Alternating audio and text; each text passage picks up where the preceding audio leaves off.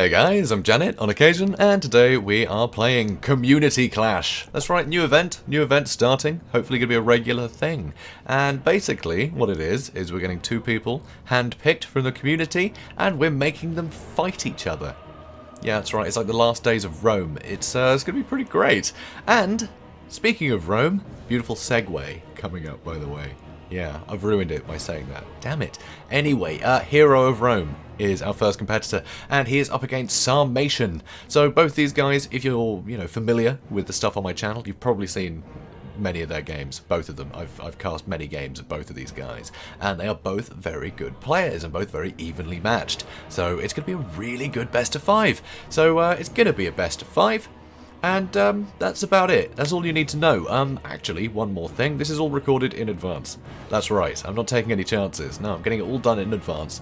And it means that I get to actually add some cinematic flair. I get to edit it, make it all pretty for all you guys. And the best thing about it is we don't have to wait around for them to build their armies. No, we can just go from one battle to the next. So it should move at a pretty good pace and give you guys a ton of battles to watch, which is really cool. So I'm really looking forward to it. So I think that's it. So yeah, let's get to it. Okay guys, here we are with game 1. We are going to see the Dark Elves played by Hero of Rome against the Lizardmen played by Sarmatian. And I think this is an interesting matchup. I think it can go either way, but generally I think that Dark Elves have the advantage. They have a lot of good access to cheap armor-piercing units, which can be really tough for the Lizardmen that, tend to want to rely on the big dinosaurs a lot of the time, right? So it can definitely be tricky. So here you can see Loki Fellheart. I think it's a fine choice from Hero Rome here, because let's look at his stats. He's got a load of armor piercing, really good combat stats, he's got some good buffs, the breath attacks are great for killing things like Temple Guard, things that might be a problem there, and just generally very, very capable duelist. But he regenerates in combat as well, so the more aggressive you are, the longer he's going to last, which is pretty cool. Also, doesn't have to worry too much about ranged units, not in a big way. He is a big target, so skirmishers will be able to get a lot of hits in. But once he gets into the thick of it, it's going to be very difficult to pin him down. And if you can scare away skirmishers, which this army is prepared to do. You can see he's got plenty of bleak swords here. He's got some dread spears too. All these guys have silver shields, so to shoot at them is pointless. They're just going to negate a load of the damage, and they're not worth the cost. They cost about the same as skirmishers, but skirmishers are going to waste all of their ammo trying to kill them, and even then they're going to fail. They're going to take more than a whole container of ammunition to get rid of, thanks to those shields. So it kind of makes them a real nuisance here. But Saurus Warriors will absolutely decimate them. But one thing that will decimate Saurus Warriors is the Hargoneth Executioners. These guys are going to be a problem for the front line, for sure. You definitely want to get the big dinosaurs stomping through these guys. You need that armor piercing. But there's counters to that too in this army. We got the Raven Heralds, which can sit at arm's length and just keep shooting things. Unless there's like pterodons or something, which might be nice here, actually. It's not a bad idea, I think, against any Dark Elf army, because you could sort of run in with the pterodons, drop a load of rocks on Executioners, so you can help the front line out that way. But anyway, Raven Heralds, brilliant, just great armor-piercing missiles. So they can just shoot at dinosaurs. Sure, they're similar range to skirmishers, they don't have the best range, but as long as you can keep the skirmishers at bay with the bleak swords, it's going to be good. But as long as you can keep the skirmishers near the big dinosaurs that you're trying to protect, it's very difficult for the Raven Heralds to get in, so there'll be some good counterplay there, hopefully. Also here, you can see a ton of Cold One Knights. So, yeah, Cold Ones against the faction known for Cold Ones. It's going to be interesting. But these guys, great armor-piercing and anti-large, so they're going to be good against Cold Ones, weirdly. So that's fun. So these guys will be good. There's a lot of them. That's a lot of dino killing power right here. That's very scary indeed. Also here, a Sorceress of Death as the spellcaster. So just Spirit Leech and Soul Blight. Soul Blight, great AoE debuff, and Spirit Leech is great for killing single models, such as dinosaurs, and also great for killing cavalry, such as Cold Ones, which are both very vital tools that are going to be at the Lizardmen's disposal. So, let's have a look at Sarmatian's army. He has a ton of Chameleon Skinks. He's got 2 over here, 2 over here. That is a lot. That is a big investment.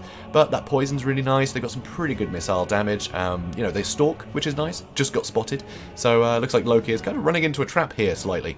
Also, the Bastillodon with Solar Engine can be really good for whittling away those scary units. That armor piercing is not to be laughed at. It's very good. It's gonna hurt. It's gonna hurt. And even in melee, armor piercing, it's nice. It's nice. You don't really want it in melee. You want to be able to shoot things. But when it comes down to it, it's still going to be good for, you know, stomping on executioners. So very handy tool to have. Also, a load of javelins as well on these skink cohorts. I think that might be overkill. I don't think you need quite this many javelins, but it is nice to have, you know, additional tools at your disposal here. Also, Feral Carnosaur. Great. Stompy monster. Lovely. Obviously, you've got to watch out for Rampage, but Cold-Blooded can keep that in control. So you can get to where you need to be with the Feral Carnosaur. It's got a lot of mass. It can stomp through pretty much anything. So very handy to react to the battle there. Very nice. Very quick. Also, Mazdamundi. Mazdamundi, I love Mazdamundi. On the sort of, you know, the palanquin, that's the one. He's got good missile resist, which is nice. That definitely helps, you know, if you're going to be fighting a ton of dark shards or something. It's nice that you're not going to get sniped out, and you're not wasting the money on Zlak, which is going to have to be the front line to get value, you know, for it to pay for itself, and that's going to be the firing line. So it's nice just to hold him back. And of course he does have Ruination of Cities and Banishment, which are both brilliant spells for killing elite units. So that's going to come in handy. He's also got a net to try and help control the battlefield. He's got Apotheosis, which is very nice, and Curse the Midnight Wind. So we're able to debuff and heal and net, which is great. And then the huge, huge damage from those free spells. But also he does have Roiling Skies, so every time he casts a spell, he's going to get this great debuff on flying units, which is nice, because you're almost always going to see a dragon or something. So that minus 22 melee defense on Loki, brilliant. That's really nice to have. But finally, he does have some cold ones, but he only has two. He has two, so he's outgunned on the cold one fight. And just like the other cold ones, these cold ones are going to be good against cold ones. So it's good to know. So, speeding things up. Let's get to it. Here you can see Loki. He's advancing in. He is going to take some damage, though. Like I said, you know, doesn't have to worry too much about skirmishes, but early engagement like this, it's actually pretty good for these chameleon skinks, because he's a very big target. It's very hard to miss him. You can see barely any of those shots missed. So although they don't do a lot of damage, sort of per dart, it adds up just because you can hit him with so many. But once he gets into the thick of combat, he's going to be regenerating through most of it. Here, though, the Cold One Knights are chasing, and that could really be a problem. That could really be a problem, because these Spear Riders can hit the charge, as do the Feral Carnosaur, and that's going to leave them in a horrible spot to bother. But the sacrifice is kind of worthwhile, because now all of these units are fighting these Cold One Knights, and so Loki is coming in pretty much unaccosted. He's able to come in here, get some hits in, nothing is targeting him, and he's going to regenerate while he's in combat. So the front line starting to move in. You can see Bleak Swords trying to just scare away these chameleon skinks, and the executioners are making a beeline for the Saurus warriors, which they will beat. Over here, cold ones versus cold ones. The Spear Riders gonna be at a bit of a disadvantage because, well, the Raven Heralds are helping, and they're very good. Over here, a Soul Blight has been used. The second load of Cold One Knights charged in over here, and the other one's returned, so way more Cold One Knights here for the Dark Elves. So Loki, he can deal with the Carnosaur one-on-one, but with all this backup, it's going to be very, very difficult for the Carnosaur to get out of this. Over here, Ruination of Cities, but as it often does, the prongs of the attack go off in the wrong direction, and it doesn't quite get as much damage as you want in the thing that you need to kill. So the Hog Executioner is still going strong, easily going to be able to beat these Saurus warriors. Over on this side, the Bastillodon is still going. It's still going, but now the Raven Heralds are starting to shoot at him, and he is going to go down very quickly to that armor-piercing fire. Over here you can see the Feral Carnosaur has been broken, and it can get chased off by Cold One Knights, but there is some sort of debate as to whether they're going to chase him or not at the moment. Loki, he's going to start moving towards Mazdamundi, so he gets netted. It's not so you can net him down and surround him and kill him, no, it's just so you can stop him from chasing you. Sometimes you just have to use that defensively. It's a shame that he can't capitalise on that attack, but still, he keeps Loki at bay for a while, and that is very necessary. Way over in the corner, you can see Dreadspears just following these skin cohorts forever. Skin cohorts just try to keep out of their way, so that's, yeah, kind of a moot point, really. Anyway, Raven Heralds, they've dealt with the Bastillodon, but the Carnosaur did come back. There is a Carnosaur again, and that is not a lot of Cold One Knights. The Carnosaur will win that, and if you can heal him up, he's going to be very competitive again. He's going to be a lot of help, and he's kind of necessary. Unfortunately, he's way over here, and Mazdamundi needs help over here, which is definitely a problem. So you can see the Cold One Knights, Loki, they're all diving on top of Mazdamundi. Over on this side, the Bleak Swords are just screening these chameleon skins. These guys cost, what, 600 each? Bleak Swords of 4? So this is perfect, you know, for the Dark Elves here. There's not really much Sarmatian can do, except run away. He could just charge into melee, maybe, and just hopefully just kill them quicker, but he's just wasting missiles right now. And right up to the white line, if these guys do break, they're gone. There's going to be nowhere to run and retreat to and come back. No, they're going to go off the white line and that'll be it. So over here, Mazdamundi taking a huge amount of damage, Cold One Knight still being a problem, and way over here, yeah, Feral Carnosaur and the Sorcerers having a fight. But, you know, with Spirit Leeches and things, the Raven Heralds joining in, there's just too much. It's too much for the Feral Carnosaur. Another Soul Blight, just for good measure. And way over here, Mazdamud is just being hunted, and he has no backup left. With that Carnosaur gone, there's nothing that can really help fight Loki. You know, the Cold One Knights are all gone. The Cold One Spear Riders, they're all gone. So there's nothing that can deal with Loki anymore. And that makes it a victory. So very early lead from Hero Rome, but definitely a favourable matchup. I think this is definitely one for the Dark Elves. So, was it a surprise? Probably not. But there are plenty more matches to have. So, is this going to be, you know, some kind of prophecy? Is this how it's going to go for the rest of the tournament? We just don't know. You know, this is definitely in favour of Hero Rome here, due to his pick. I think this is a tough one. But I think Sarmatian made a few mistakes there. I think he was probably expecting more things like Sinesh's Harvesters, stuff like that.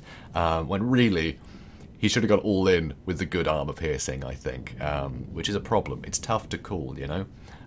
If he's just going against a ton of Dark Shards, it might have been difficult. If he was just going to go in with, you know, a ton of Cold One Spear Riders himself, you know, he doesn't want them all gunned down, but very little in the way of missiles here. It's just the Raven Heralds, but the Raven Heralds are just so good.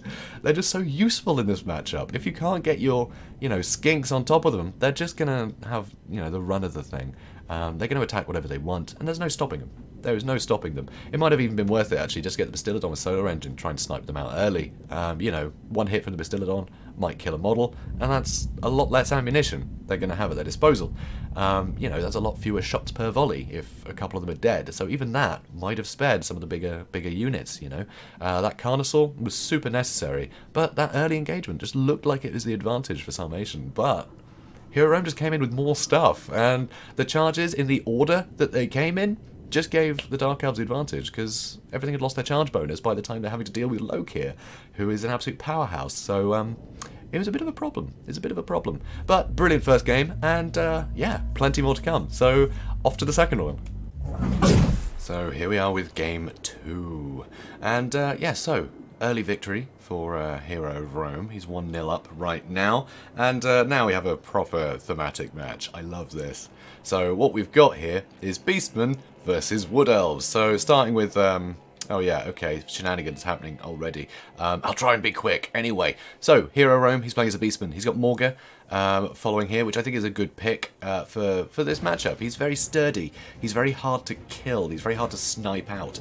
So very, very handy there. He's got good missile resistance, good magic resistance, and it's just generally very handy. Those, all the Chaos Spawn summons, they do a lot of work, because there's not a lot of armor to contend with against the Wood Elves, so any Chaos Spawn get on top of anything, even if it's armor piercing, anti-lard, doesn't matter. It doesn't matter, you know, they just do so much work. And that poison, they're unbreakable, so they're not going to run away anywhere, they're just going to sit there and do damage. So Chaos Spawn are very handy there. You don't want Chaos Spawn in your army to begin with, because they're just going to get shot before they get into the front line. But if you're summoning them right in the front line, suddenly it's a different story. He's also got Harpies, which is nice for chasing things around in the air, pinning stuff in place. Also, Brave Shaman of the Wild. I like the Wild here. Let's have a quick look at his spell selection, shall we? So he has Traitorkin, so big AoE damage. Also Devolve, big AoE damage. He's going with the big spells here. But he's also got Bestial Surge, which isn't a spell, it's just going to proc every time he's, you know, he casts something, which gives extra charge bonus and vigor, which is really nice. Keep everything fresh. They can just keep charging around, you know, really control the battlefield just with their extra speed. You know, just keeping from being tired is very, very handy in this. You don't want your units getting tired. Jagged Dagger, very handy. It'll hurt himself, but he'll get more magic. So as long as he's not in the thick of things, it doesn't matter if he takes some damage. He can just keep getting more spells out, which is very handy. Also here you can see there's a load of Centaurs, some Bestigors.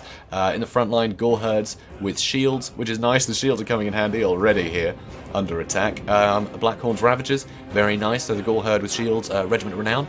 And also Chaos Warhounds of Poison, Gore Herd again, more Harpies for chasing things around. Nope, those are the more Harpies. Over here, more Centaurs, Chaos Warhounds of Poison, and the Sons of Goros. Sons of Goros, brilliant, because a lot of the armor piercing is going to be good against things like Treekin, stuff like that, but they also have physical resist.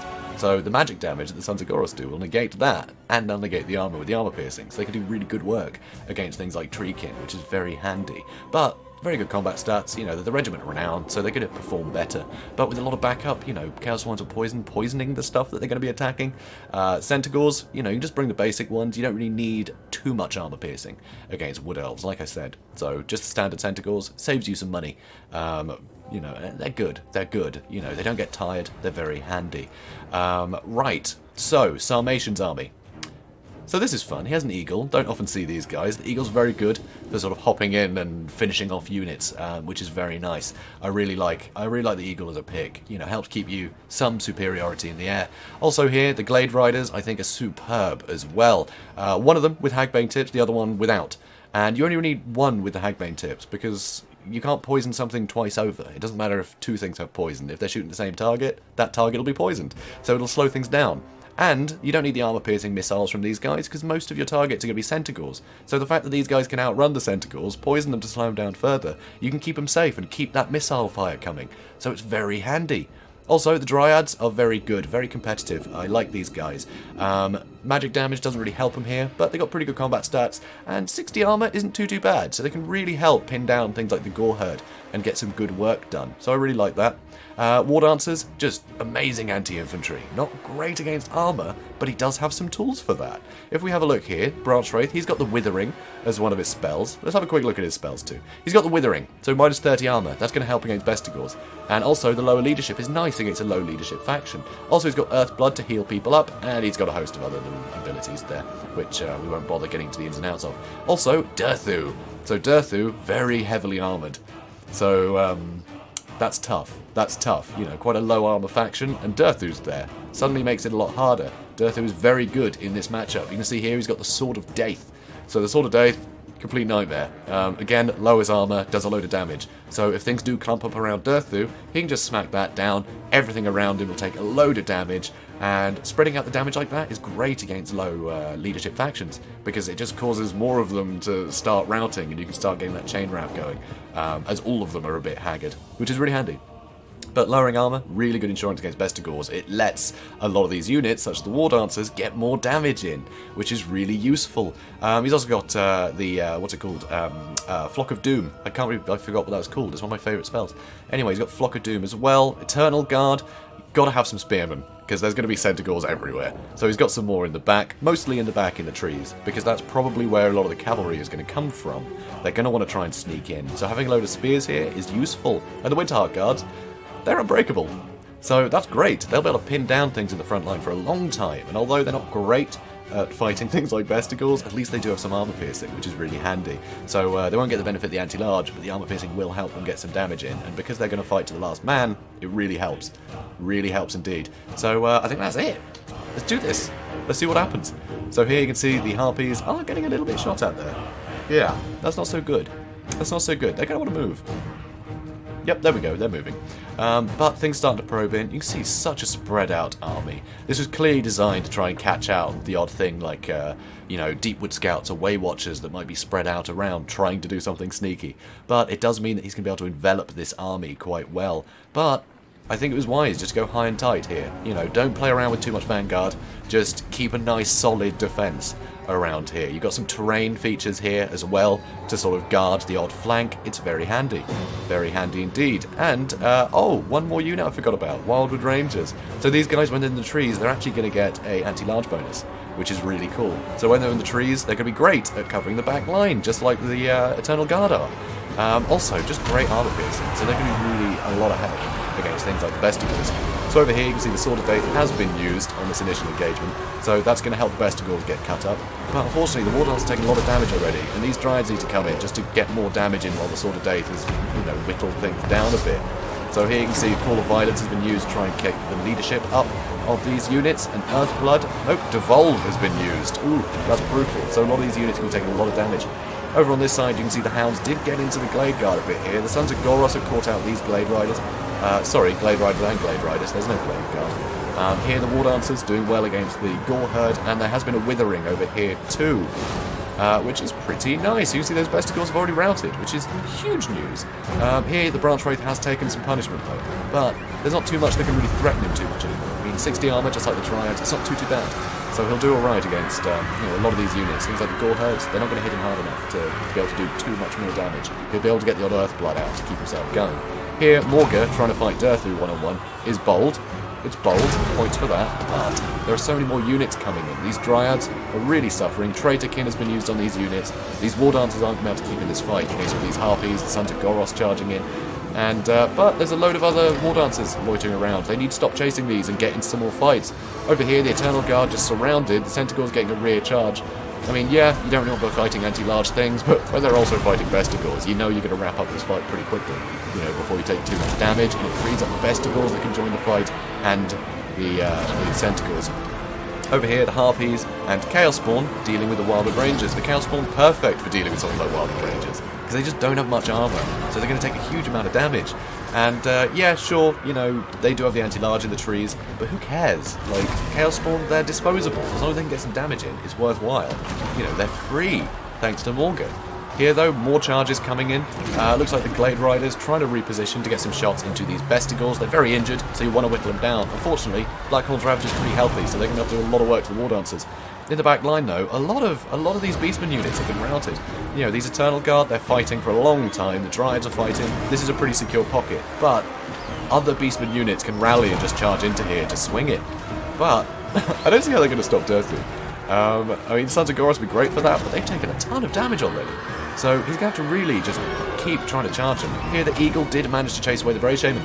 Sorry I missed that. That would have been great to see. But the Eagle is pretty pinned down now. He's taking a lot of damage. But again, doesn't need the armor piercing against the Sons of Goros, so the Eagle's actually going to get a lot of damage in kind. And the Sons of Goros are very valuable. You're going to want that armor piercing to help deal with Durthu. More Eternal Guard coming from the trees. Wildwood Rangers did flee, but they're coming back.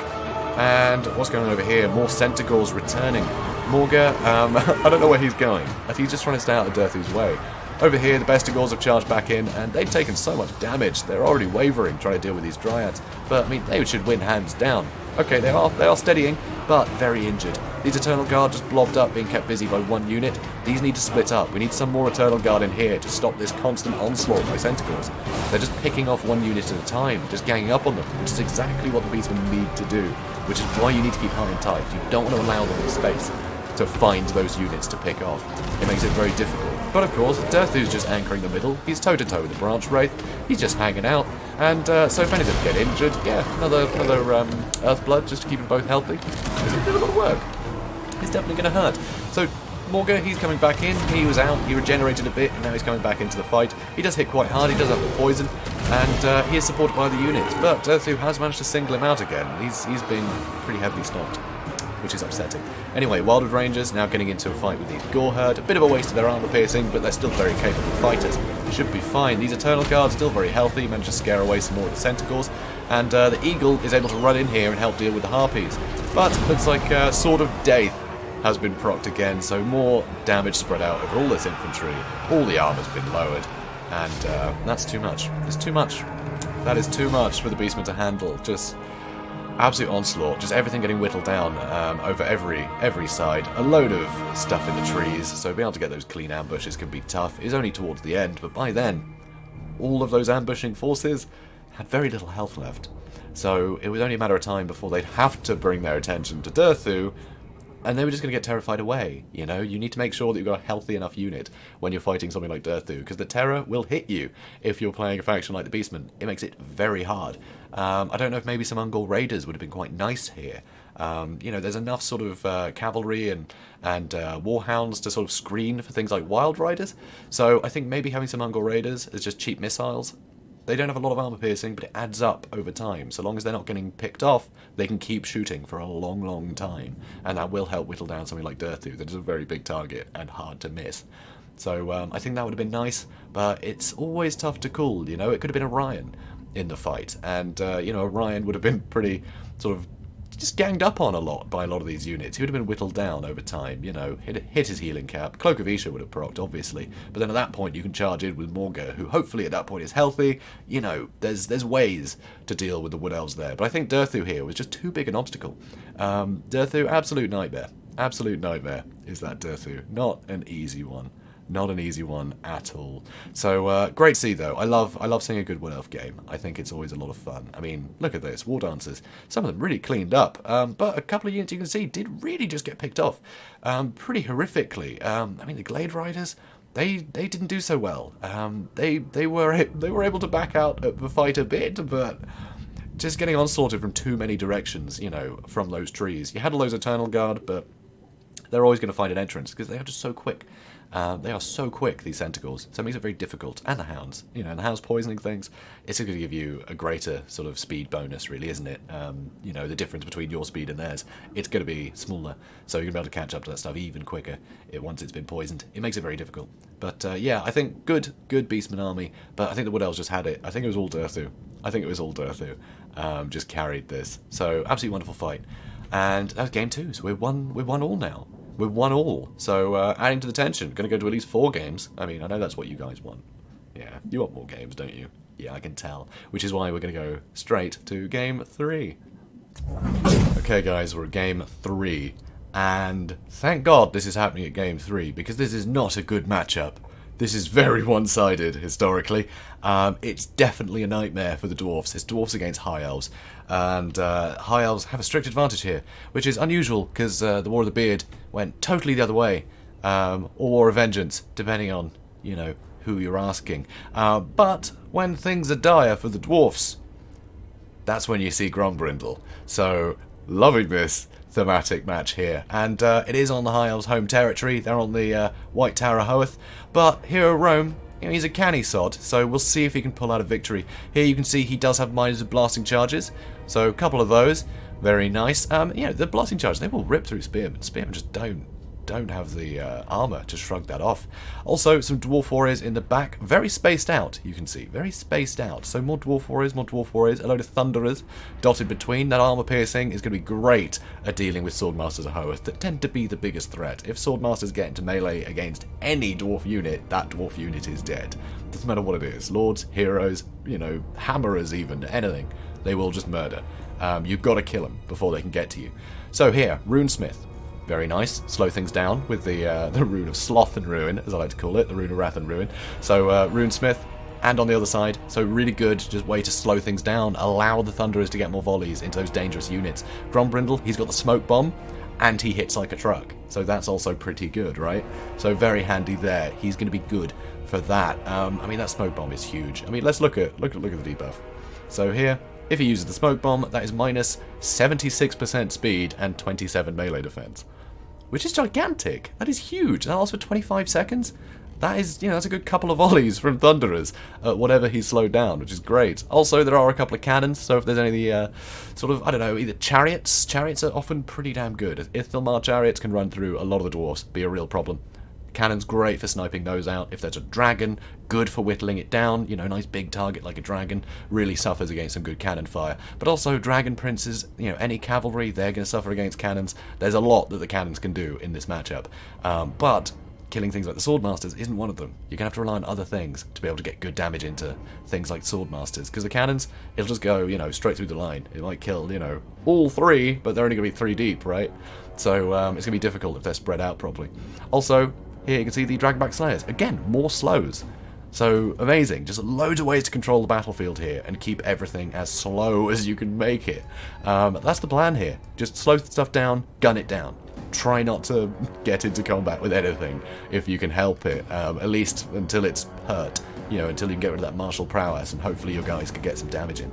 So, Sarmatian here, you can see he has Illyrian Reavers, a couple of them poised. Obviously they can vanguard, and they are quick. They are very quick. And there's only 1 unit Slayers back here, so these cannons are going to be very vulnerable. It's going to be very difficult to protect these two.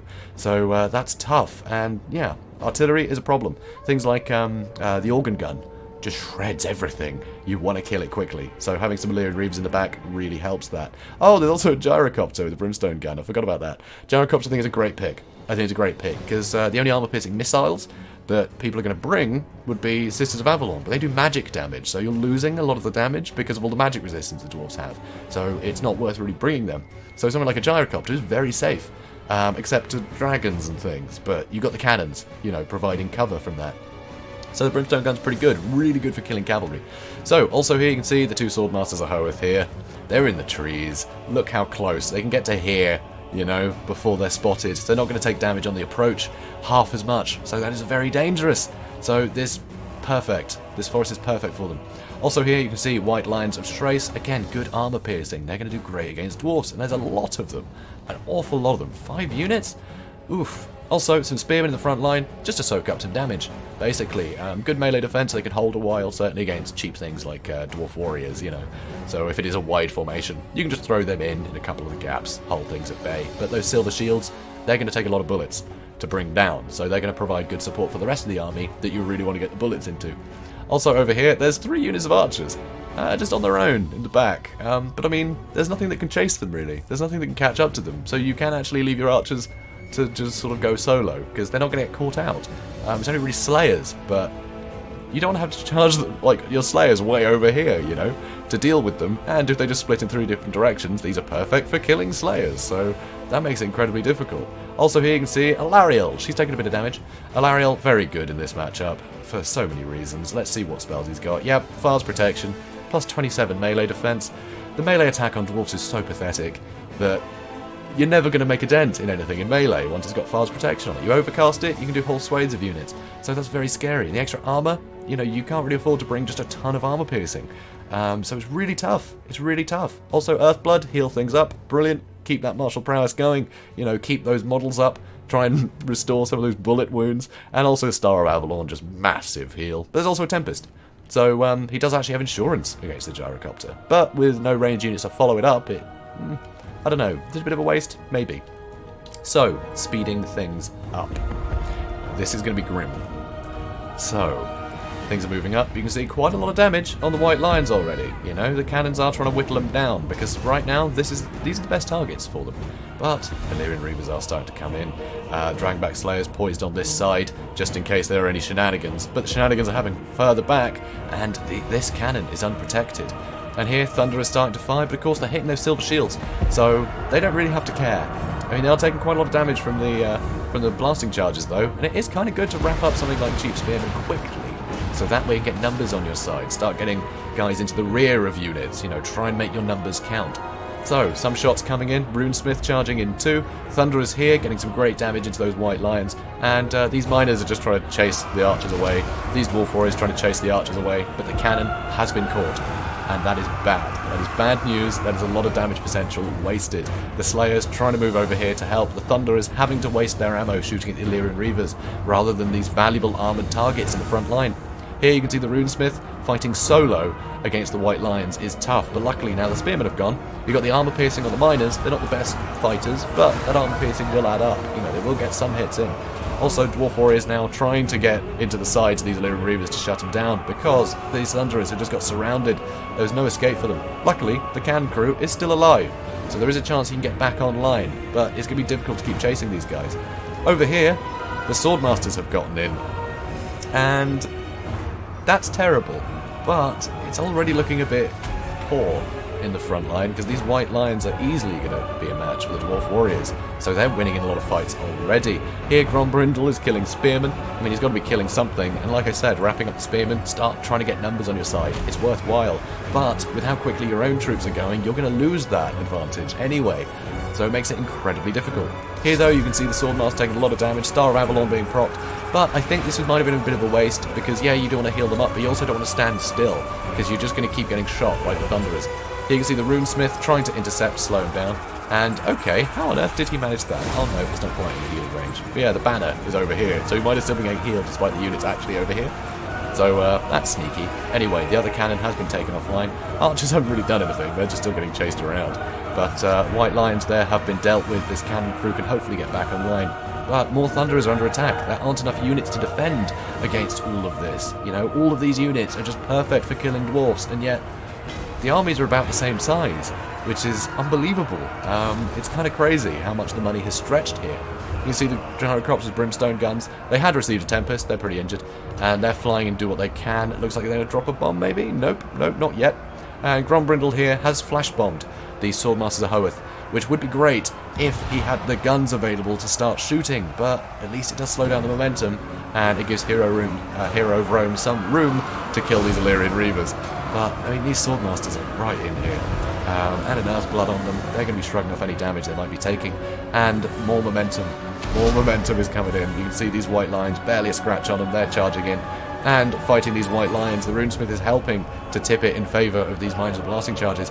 But he's taking too much damage. It's not going to be long before he gets routed, and that's a big tool, gone there. Here you can see the other Runesmith surrounded by Swordmasters, Grombrindle surrounded by Swordmasters. And these are all things you don't want to be fighting. But you've got no choice in this matchup because everything is crumbling. Here you see the Thunderers firing into the Archers, doing what they can, but the Illyrian Reavers are on the case. Over here, this cannon has gotten back online, and there are some Dwarf Warriors trying to hold. And you can see Grombrindle has no fear has been used, making everything unbreakable for a time. So that is great news. So this Runesmith will just be perpetually wavering until that wears off. So that's unusual. But nope, there we go. It just wore off and broken. But you do what you can. Grombrindle, dead. Swordmasters just cleaved him apart. That armor piercing, that anti-infantry. Huge combat stats. I mean, 57 melee attack right now. That's ludicrous. I think a lot of that is the chevrons they've gained, but still, that's scary. Huge melee defense at 50 as well. What's a dwarf to do? What is a dwarf to do? Over here, Dragonback Slayers just trying to kill archers because they can. That's something they can at least chase down and kill effectively. And yeah, there's that Runesmith running away. So, just Slayers remaining. Army losses hit. I don't like their chances. I mean, 54 Dragonback Slayers. That's a lot of Slayers, That's a lot of power. But they're against a lot. They're against a lot. Yeah. They're going to go for the cavalry, though. I mean, that's what they're best at. So, I mean, really monsters, but I guess a horse is just a sort of monster. As far as dwarfs are concerned, I mean, they don't ride horses. They think they're weird. That, and I don't think horses like being underground. I don't have horses. I'm not really sure, but I don't think you should keep them in the basement. Just a hunch. So, at this point, yeah, there's no point in continuing to fight, because that's just silly. So, valiant defeat. All I can say is thank God this happened in the third round, when, it wasn't going to decide anything, because this is a tough matchup. Absolutely grueling. I think Hero Rome kind of had the right idea, but it always doesn't matter, whether you've got the right idea or not. It's just one of those matchups that High Elves just have the perfect tools for killing dwarfs. The perfect tools. And that makes it difficult. What I like to do in this matchup, which is probably a bit silly, but can often work if you catch people unawares, is just bring basically nothing but hammers and organ guns. That's all you bring. That's all you bring. And yeah, just do that. Oh, and maybe a bolt thrower to try and shoot at other bolt throwers if those bolt throwers try and destroy your organ guns. That can happen. But yeah, the organ guns, if you can get a good shot down the line, it's great. So what you do, Swordmasters or White Lines, whatever, come into contact, and you just shift at an angle. So you're at 90 degrees to one of the organ guns, and you can shoot straight down the line. That's probably the only way to do it, and it's quite easy to avoid that happening if you're in control, of the army. You can make sure to shut down the organ guns quicker, make that a priority. But it's about all you can do. It's a horrible, horrible matchup, which is a real pity. But still really well played by both players. Hero Rome, he managed to make more of a dent in the army than I was expecting, to be honest. So he did his best, and bringing Grombrindle, you never see Grombrindle, which is very sad, because he's awesome. It's Grombrindle. So at the direst time, him coming to the fray, I think is perfect. I think that's perfect. I'm really happy that we got to see him. But yeah, it just didn't work out. So that makes it 2-1 to Sarmatian. So Hero Rome has an uphill climb. Sarmatian has a nice lead. So the next game could be the last if Sarmatian pulls out a victory. So suddenly things are going to be very, very tense, and I'm sure Hero Rome feels a little bit cheated having to fight this one. But I guess that's revenge for the Dark Elf Lizardmen game, so, I guess it all works out, morally speaking. So, yeah, let's see what we got up next. And now we're at game 4. So, slightly more in Hero Rome's favour, because I happen to know that he loves playing as the Empire, and his state troops certainly seem ready. So this is going to be interesting. He's against Norsca, so classic matchup. Real classic matchup. Love to see. But that's the thing. If Norsca can punch through the front line, get into all the juicy stuff, it can go very poorly, very quickly for the Empire. So he's certainly not safe yet. Here we see swordsmen on either side. You've got Sigmar's Sons in the middle. Having something unbreakable is pretty handy to help anchor that front line. He does some great swords. Great swords will be great. Yeah. Great with their swords against stuff like Marauder Champions, or just any of the Marauders. And the Berserkers, I mean, they've got enough armor at 95 to shrug off a lot of the damage that the Berserkers can give. They don't have the best armor piercing. So he has a lot of good tools here. But Fimir, they charge in, they can just smash greatswords to pieces. It's not even fair for them. So if we see that, double line, it could be very difficult. It could be easily punched through. He does have some mass with the Knights of the Blazing Sun here that can charge in, and he also has some Pistoliers. Pistoliers are pretty handy. They can outrun anything, good for whittling down hounds and stuff. So pretty cool, pretty cool. Like to see some Pistoliers, and also good at whittling down Berserkers and the like. They're pretty handy. Also, Fire Wizard, having a Bright Wizard is super useful in this matchup. There are a lot of things that are weak to fire, so that is always nice. And if we have a look at his spells, he's got Flaming Sword of Ruin, and he has Cascading Fire Cloak for that extra defense, which is really good. If things do get a little bit crazy, you can hold the line a bit longer with that extra defense, which is very nice. Also, it helps keep the General of the Empire safe. Is that right? It's just a generic General of the Empire, the generic General himself, which is interesting. We rarely see him, but what's quite cool about him is on the Griffin, he's still got a ton of armor piercing, and he does have the Blood Roar, so that -8 leadership is pretty handy. A lot of the Norscan units aren't the best in terms of leadership, so that can be really useful. Also, the Charmed Shield, bit of a weird one on the General of the Empire, because you think, oh, plus 24, missile parry, that's pretty great, but that's only if he's got a shield, and he doesn't have one. Not on the Griffin. It doesn't count as him having a shield. I guess because the Griffin doesn't have a shield. So although he's carrying one, how is he going to use that shield to deflect all the shots that are going to hit the Griffin, right? That's not how that works. But he will get the plus 22% damage resistance at the very least, so that's pretty handy. So I do like that. I do like that. I remember the days where they used to have potions of toughness for all the health. That was crazy. It was so hard to kill them. They just heal up again and again. Anyway, Knights of the Blazing Sun. Yeah, I think they're great. Fire damage as well. A lot of stuff weak to fire. Very handy. And every time a spell is cast by the Bright Wizard, it's going to use Kindle Flame, which... Hang on a minute.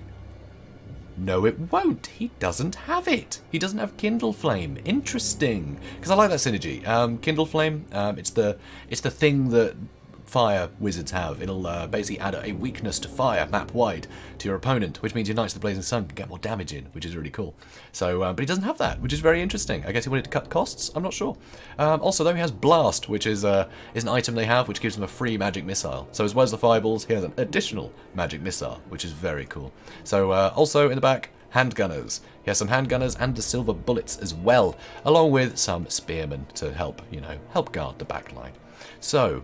Oh, and no, those are Pistoliers. Yeah, those are the same Pistoliers. Anyway, Sarmatian, though. This is quite scary. So he does have some Fimir with great weapons, so he's got the good anti-large as well. So really good if he can catch out, a general, because you expect to see a general on a Griffin in this matchup.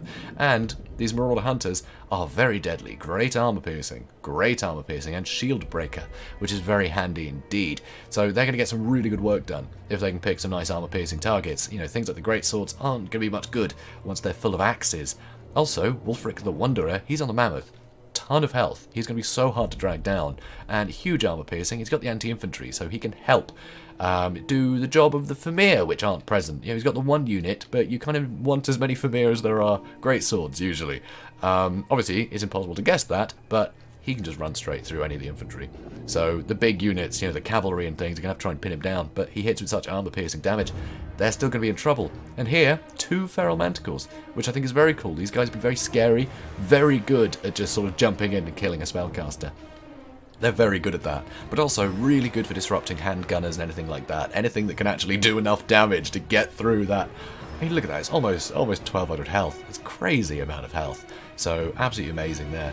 And also, there is a Metal Sorcerer. So, yeah, very good to see Final Transmutation. It is deadly if stuff blobs up at all, which it's likely to do, because this isn't the widest army. That's going to do work. That's going to do a lot of work. So, I like this. Also, the front line, Marauder Champions, load of armor. So, state troops aren't going to make a dent, but the greatswords will. So the Great Swords are the threat. That's what you need to get the Fimir and Wulfric dealing with. Also, Icehorn Marauders, very capable unit. They're going to cut through quite a lot too. They're going to do well against state troops. So he's got some good stuff here, for sure. This is not going to be an easy one to call. So, Pistoliers, they're starting to shoot into Wulfric. Being a bit of a pain, actually. Wulfric is a big target, so although they don't have a lot of armor piercing, 70 armor isn't the most armor in the world, and eventually you're going to start making a dent. So there we go. Big chunk of health gone already because of all these boys. So, more cavalry starting to probe. Oh, there are 2 Pistoliers. My bad. Anyway, General of the Empire, he's going to have to be careful here, for sure. And here you can see the Knights of Blazing Sun charging in, and these Marauder Champions are taking some damage from the handgunners. But not a huge amount. Not a huge... Ooh, okay, that charge helped, didn't it? So, Knights of Blazing Sun just being used to charge in and get out of there before the Fimir get to the front line. Because you don't want to be fighting Fimir. With the great weapons, the Knights of Blazing Sun aren't going to stand much of a chance. Here, though, Icehorn Marauders, they're fighting another regiment renowned. Sigmar Sons, they're unbreakable. So this is going to be very difficult for the Icehorn Marauders, whereas any other state troops they would have done fine against. Over on this side, Wulfric is still taking quite a lot of damage from all these Pistoliers, and they're just so spread out around him. Spearmen are getting involved now, there's a Bright Wizard looming, and looks like the General of the Empire might be coming in for a fight, because if he can get on top of Wulfric, he can start doing some damage, and, oh, look, that is a... no, that's not a miss. So yeah, looks like fireballs on the Fimir to try and get a dent in their health, because they're going to be a problem. And here, real issue with the micro here. You can see the Marauder Hunters, I think they were aiming at the Knights of the Blazing Sun, and they didn't cancel the orders when the Knights of the Blazing Sun absconded. So that's a problem. And Wulfric taking a huge amount of damage, just so many guns coming in here. So many guns. But you can see a lot of the line is holding pretty damn firm, and all the state troops are suffering, and even these great swords are starting to suffer quite heavily in this front line. But there's that Flaming Sword of Ruin, and now another fireball gets Wulfric. Not a huge amount of damage though. It's just so much health to get through. So over here, things are starting to break. Rear charge the Knights of the Blazing Sun that are getting whittled down pretty substantially, actually. They're suffering a bit. And way back here, you can see the Feral Manticore dived on top of the handgunners, so the Knights of the Blazing Sun have had to jump on top of them to try and stop that Feral Manticore. But there's another one on the loose, and he's going to be able to get on top of this one by the looks of it. So, over here, General of the Empire trying to stop these ranged units. Spellcaster in here as well. He's untouched so far, but he can get some good damage off with those spells. And now Wulfric is in the front line. He's going to be able to trample all the stuff. Another fireball coming in. Missing. That's a miss, I think. Wow. He's not with the best of luck aiming today, is he? Anyway, Manticore chasing him. And so this is clever. The Bright Wizard dives onto the other Manticore, which grounds them. It means if the Feral Manticore is still chasing, he's going to get surrounded by the Knights of the Blazing Sun. So that is a beautiful bait. Just baiting that Manticore in. Because you see, you can take out a Manticore with Knights of the Blazing Sun. That's been proven. Let's do it again. So that is a very bad situation for Sarmatian there. But Wulfric in the thick of things here. He's going to be able to trample a lot of this stuff. And you can see the Icehorn Marauders are still fighting here. You know, it wasn't looking great for them at first, but they're doing a good job. So here, now the Pistoliers, they're in range of the Marauder Hunters, and they don't like that. They do not like that. That's about a third of their health gone in a volley. That's pretty bad. So you can see the General of the Empire diving in here to try and help. The Fimir down to about half health, still 10 models though. And that's another miss from the fireball by the looks of it. So they're going to come in, and the General of the Empire is not going to be caught out here. Wulfric's coming in too. So that is painful. That is going to be very painful indeed. But it looks like he's just getting out. You can see here he actually charges in the Pistoliers to add some mass to stop these guys from being able to chase him. So the General Empire is able to get out. Another boat flying across here, dealing with some of these great swords. But Icehorn Marauders finally failed against Sigmar Sons. Over here, the Manticore did get out of that fight. And unfortunately though, he has rampaged. But luckily he's on a good target. He is on a good target there. These Marauder Champions, they're completely surrounded, so they're in a lot of trouble. But over here, Wulfric's still going. That Shaman's still going. He can get a good spell off, because things are bound to start clumping up soon, right? So here you can see the Great Swords. They're on the Marauder Hunters. Not good for the Marauder Hunters. Wulfric needs to make a beeline for these Great Swords, because it wouldn't take much to trample these guys. It wouldn't take much. He has to get in here. It looks like another fireball incoming. Yep, there we go. Another fireball. Is this one actually going to hit? Yes, it does. Oof. Anyway, Wulfric's going to charge in here. See Sigmar's sons here fighting Fimir warriors with great weapons. Good way to pin down the Fimir warriors. And there's not another good target for the Fimir right now. Sundering the armor wouldn't be bad, but I don't think the Marauder Hunters are going to do much regardless in this fight. So here, final transmutation on the whole clump, hits the wizard as well, that's going to do amazing damage, and now the Famir are going to follow up this attack. Wulfric's charging in again, and a lot of this infantry is going to be in a lot of trouble. A lot of trouble indeed. The spearmen, they do have the anti-large, but they don't really have the armor piercing to deal with the Famir warriors all that well. But the General Empire is still very healthy, and there are enough units here to bog stuff down. You can see the Knights of the Blazing Sun, they're stopping them from able to move, and with all of these guns, everything shatters. Everything shatters. Army losses hit. Pyrrhic victory. You know, I was kind of rooting for Wulfric there, because it's not often you get to see Wulfric running around on a mammoth. It's a lot of fun, but Hero Rome just knew exactly what to bring to make sure that you couldn't take advantage of mammoth play. It makes it very difficult. But yeah, I think this build was really good. I think it was really solid. But I think Hero Rome just knows his empire too well. He had all the right tools, and he was able to pick the engagements very easily, thanks to all that mobility. You know, the Knights of the Blazing Sun, the Pistoliers, all very quick. The General of the Empire, very quick, can, you know, get in and out of fights very easily. So he kept doing that. Every time he looked like the General of the Empire might be in a bit of trouble, there was cavalry nearby, just to get in the way and let the General get out. So he never really suffered much. He was able to just pick a target and go for it. I mean, only 26 kills, though, which isn't the best. Bright Wizard, fireballs all day, helps just whittle away at all those big health pools. A lot of help. Great swords as well. Unless you can get Famir on them or something, you know, all the mammoth, they're going to get work done. And 100 kills really proves that.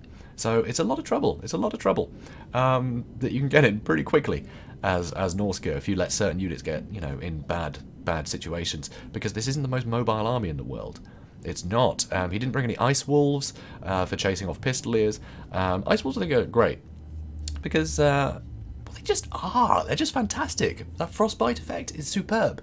You know, something like the General of the Empire, if that ever landed, Ice Wolves would get on top of it, and he's pinned there, right? And the Famir can take the time to get to him because he's slowed. You know, you need something to control the sort of the Empire mobility, and I think Ice Wolves are very good at that. But you've got to still be very careful. They need to be played very defensively because you can't go wandering off with the Ice Wolves because if they get caught out by any of the cavalry on their own, they're going to get crushed.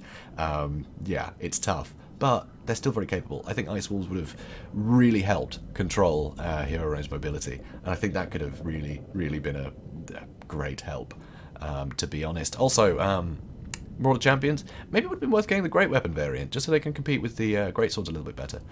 Because they've got enough armour to shrug off the damage from any other infantry. So they don't necessarily need... yeah, I don't know. I don't know. They don't necessarily need to sort of go for more damage instead of the armour piercing when it comes to state troops. They'd still win pretty happily against the state troops. So maybe the armour piercing might have helped as well. That might have been a plan. But still, really well played by both these guys, and it means it's going to another match, which is very cool to see. So I guess I'll meet you in that one. So here we are, guys. We've made it. We've made it to game 5, which is always a joy for you know, for casters like myself when it gets to, you know, down to the wire. It's always a pleasure. And we've got another cool one. It's another nice thematic one. We're in the heart of Longwheel, and it's Brettonia versus Skaven. Countless times the Skaven have unleashed some kind of plague to plague Brettonia, and it sucked. So Brettonia, they're going to want their own back, of course, and it's pretty fun. So here we're going to see what they're going to bring. Guys, it's the 5th and final game here. This is just... it's too good. Here you can see a load of men-at-arms, so he's gone fairly wide here. You want to go fairly wide against Skaven, because Skaven can go very wide if they want to. They can bring a lot of clan rats and plague monks and all sorts, so it can be a real pain. And yeah, just things like the carts and stuff, they can chew through the health pools of thousands of infantry. And without any Grail reliquaries, these guys are going to run away pretty quickly. They do have some support, though. They do have some support. There are paladins mixed in here. There's a paladin over there and a paladin over there, with the Fey Enchantress backing up the middle.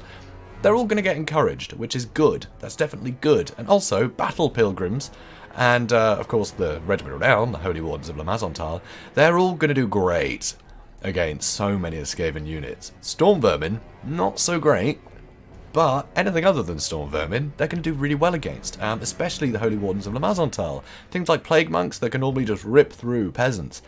They're going to suffer against them, because the Holy Wardens, they've got the magic damage, they can negate physical resistance, and they have no armour to overcome, so they can just hit really hard. So these guys are great against that kind of unit. Very good indeed, but they do suffer a bit against sort of things like gutter runners and stuff like that. Not a lot of armour. And rat ogres can just bowl the whole lot over. You know, very loose formations, very easy to run through with anything with mass. So that's a pickle. Fey Enchantress, though, she's got some great spells at her disposal. In fact, she has all the spells at her disposal, which I'm not sure was intentional or not. But Awaken the Wood, great, you know, nice AoE. If there's a big clump of unarmoured rats, boom, and a load of them will get hurt. And it slows them down, which is always good. Earthblood to heal. We've got Flesh to Stone to add armour, which can be super useful, actually. Super useful. If we've got against a front line of Storm Vermin, you know, non-halberds, then, yeah, they can't really do a lot against heavy armour. So that can actually help make a very cheap unit hold for a very, very long time. Also, Shield of Thorns. So good against AP, it's got the physical resist, it's got the extra weapon damage as well, but there's a lot of magic damage that Skaven have, so this isn't often that useful, which makes me think that this was not intentional. Also, we've got Regrowth for just healing out the big guys, you know, the Grail Knights and the like. And finally, we have Dwellers Below, which, like Awakening the Wood, see a big clump of stuff, but it doesn't matter what that stuff is, it's going to hurt, because Dwellers Below is pretty damn powerful. But we've got Arcane Conduit, we've got Favour of the Fae, giving huge melee attack buffs. You know, put that on some knights and they're going to kill anything.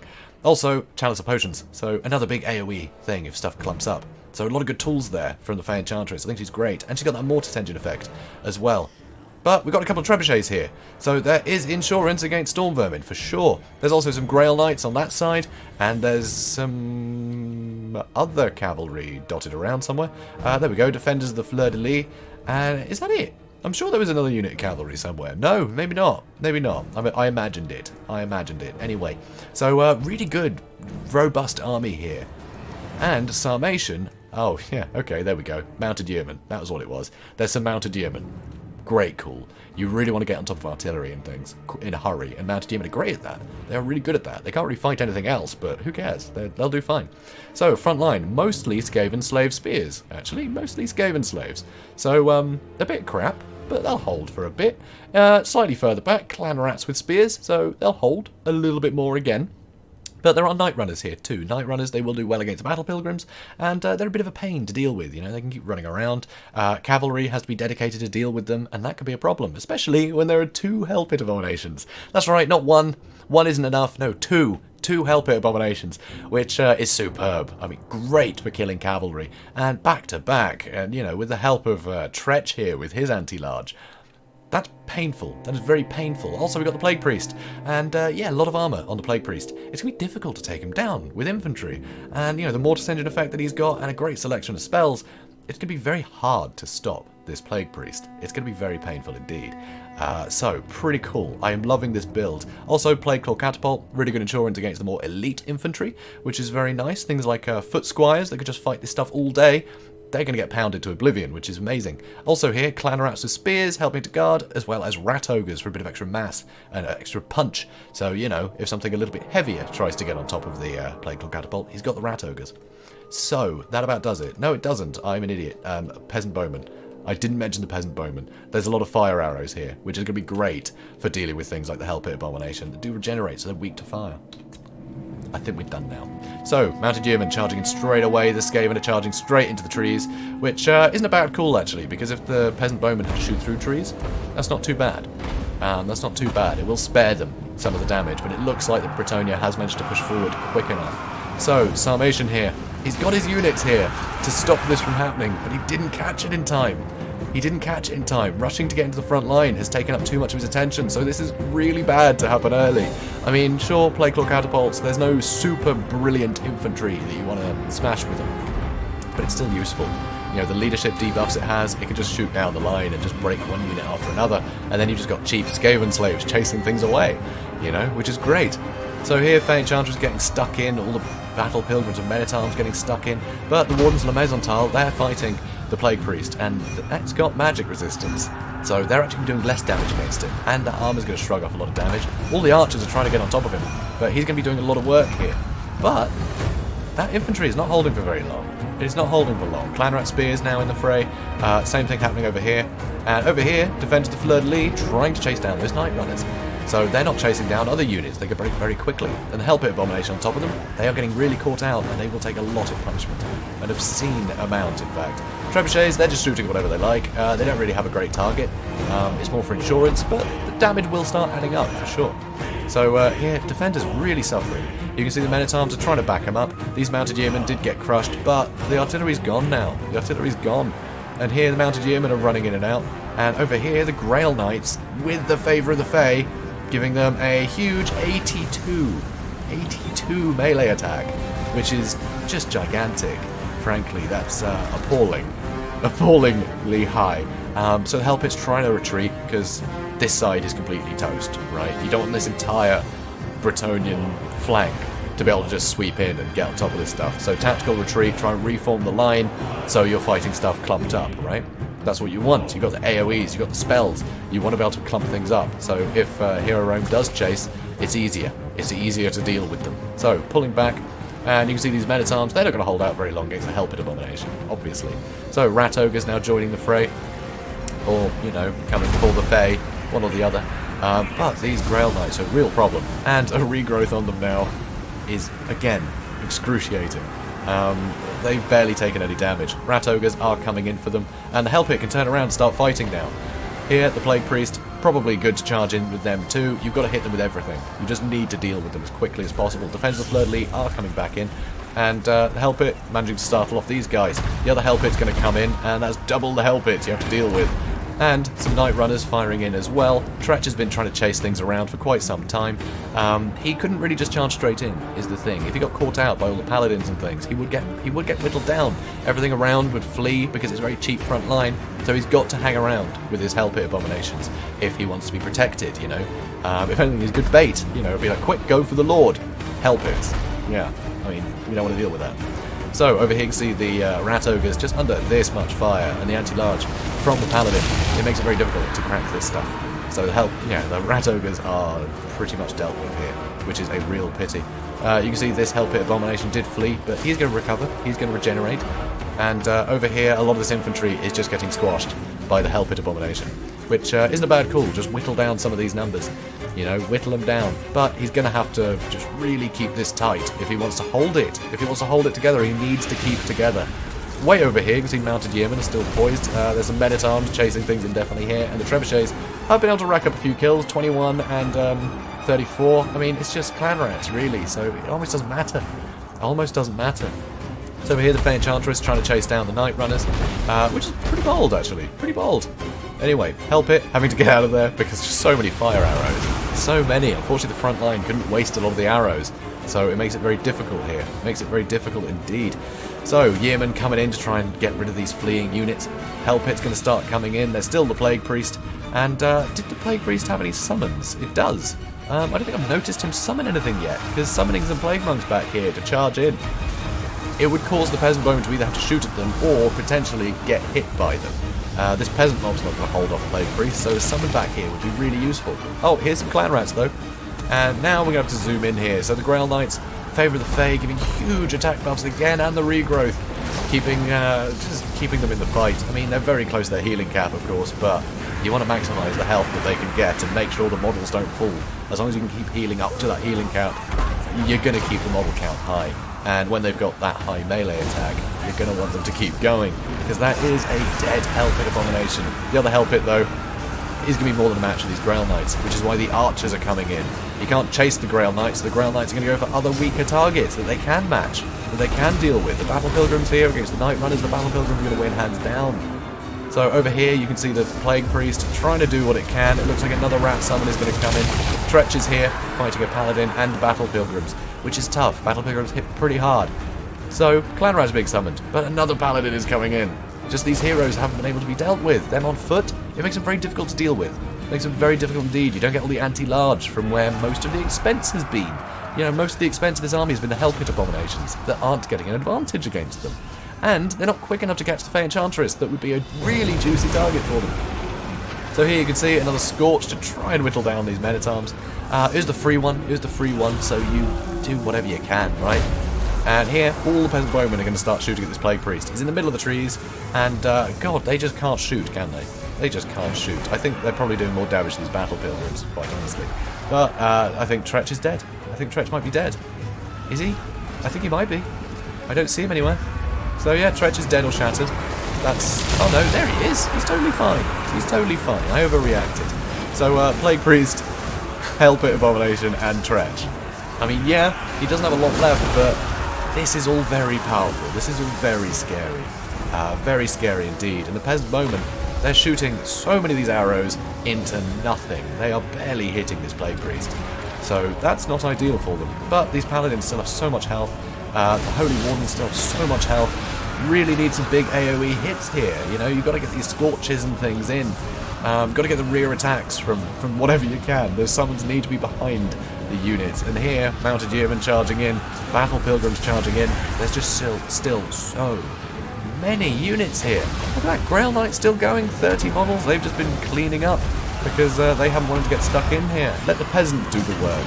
You know, they're not as valuable. So you can see here, Plague Priest somehow still going, despite all of this fire. Oh, it looks like it might be going for a Hellpit Abomination. It's basically impossible to tell. You know, I'm just going to lock this. There we go. That's easier. They had to be fighting the trees, didn't they? Just to make it awkward for me. So, yeah, the Paladins are in here, and with so many other units taking the blows from all this, it's very difficult to focus them down.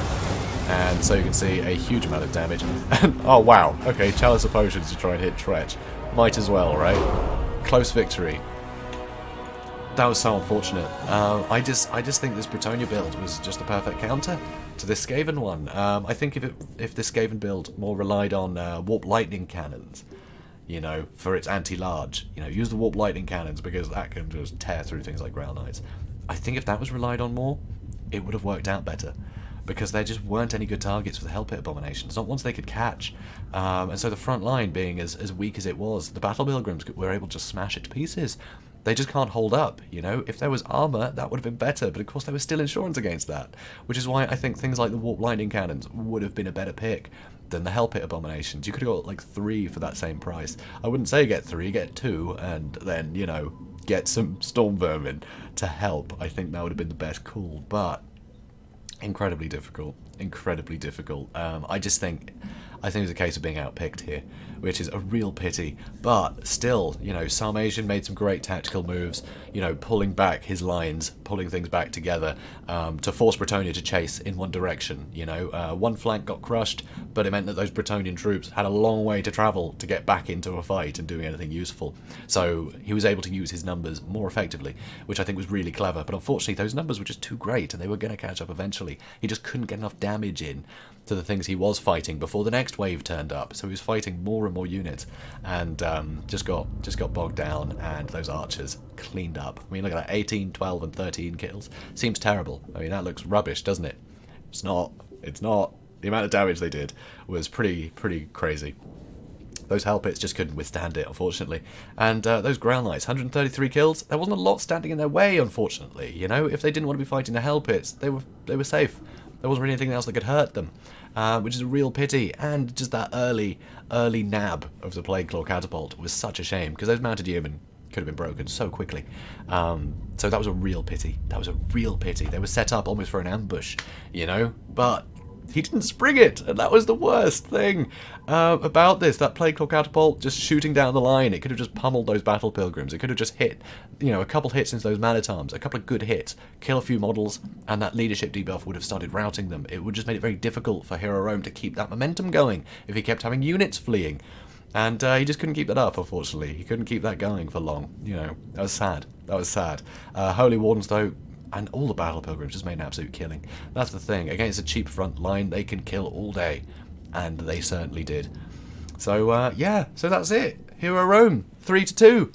He takes this. He takes the tournament. He takes it. So, yeah. Brilliant. I guess I'll meet you in the debrief. Okay, guys. So this is the end. This is the end of it all. I know. The end times are here. There's going to be a lot of abuse in the chat now that I mentioned that. Simmer down, simmer down. Anyway, yeah, this has been a lot of fun. There's been a huge amount of fun. So, guys, let's hear it for our competitors. I don't know how you're going to applaud in chat, but I'm sure you'll come up with something. So, yeah, amazing, amazing victory. 3-2 to Hero of Rome. Crowned the first ever community clasher. Work in progress, the title. Come up with something better soon. Anyway, so it's been a lot of fun. So guys, hopefully we'll tune in again in a couple of weeks. I'm going to do these every couple of weeks. That's the plan. That's the plan. Hold me to it, okay? Nag me about it, because I want to do these. It's going to be good. So, yeah, thanks everyone who joined, and it's been a lot of fun for hopefully all of you. Fingers crossed if I've done my job right. But anyway, guys, remember to comment, like, and subscribe, and stay tuned for plenty more Total War Warhammer 2 content. I'll see you in the next one, guys. Have a good one.